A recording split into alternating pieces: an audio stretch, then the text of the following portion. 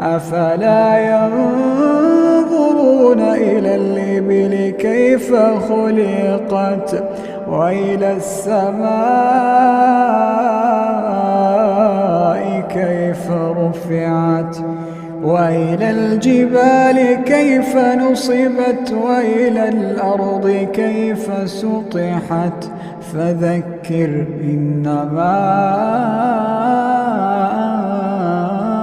أنت مذكر لست عليهم بمسيطر إلا من تولى وكفر فيعذبه الله العذاب الأكبر إن